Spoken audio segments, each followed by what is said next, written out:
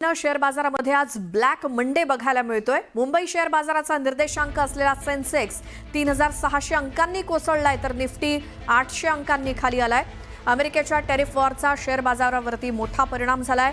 यामध्ये जपान, हाँगकाँग, ऑस्ट्रेलिया सारख्या मोठ्या बाजारपेठांमध्ये सुद्धा मोठी घसरण नोंदवली गेली आहे। या घसरणीमुळे गुंतवणूकदारांचं मोठं नुकसान आज झालंय आणि त्यामुळेच ब्लॅक मंडे असं म्हटलं जातंय, कारण आज सकाळीच शेअर बाजार पूर्णपणे गडगडलेला दिसतोय।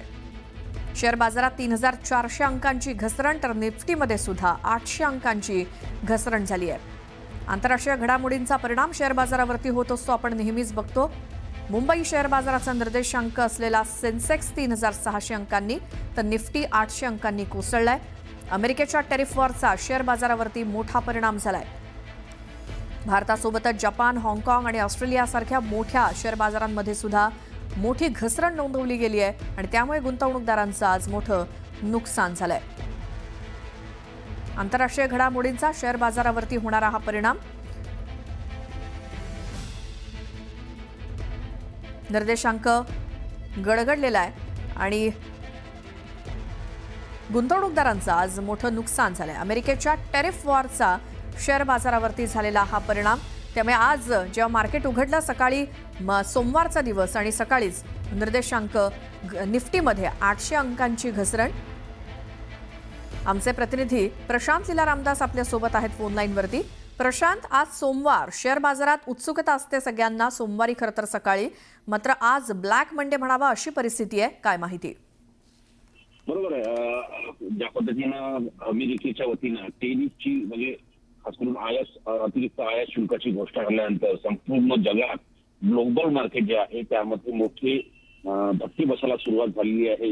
ज्या पद्धतीने जपानचा कोरियामधील बाजारपेठ जे आहे तिथलं जो शेअर्स आहे ते देखील कोसळले आहे। त्यानंतर आज जर बघितलं आपण तर आज खास करून भारतामध्ये शेअर बाजार जो आहे जवळपास 4000 अंकांनी कोसळला आहे, तर निफ्टी देखील जवळपास 1100 अंकांनी कोसळला। यामागे खरंच जे कारण ज्याबद्दल चर्चा केली जाते ती माहिती मिळते की भारतीय शेअर बाजार जो आहे त्याला आजच्या याला ब्लॅक मंडे असं संबोधलं जात आहे, कारण की ज्या पद्धतीनं संपूर्ण देशभरात आणि जगभरात अमेरिकेच्या वतीने जे आयात शुल्क लागू करण्याचा निर्णय घेण्यात आला आहे त्याच्यामुळे हे परिणाम जाणवत आहे, अशा प्रकारची प्रतिक्रिया अर्थतज्ञ देत आहे। आणि महत्वाचं म्हणजे बॉम्बे स्टॉक एक्सचेंज जो आहे तो साधारणतः जो सेन्सेक्स जो आहे तो 2700 अंकांनी कोसळला आहे आणि या इथे जर बघितलं साधारणतः 72,821 हे विविध व्यावसायिक आहे ते साधारणतः इथे व्यवसाय करत असतात।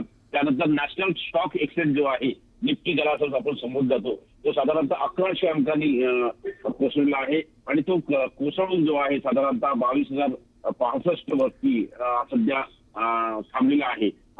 याचा परिणाम जर बघितला आपण तर फ्री ओपन मार्केट ज्या पद्धतीने सुरू झालं त्यानंतर याचा मोठा परिणाम इथे जाणवत असल्याची माहिती पुढे आलेली आहे। त्यामुळे आजचा दिवस हा ब्लॅक मंडे म्हणून संबोधला जातोय।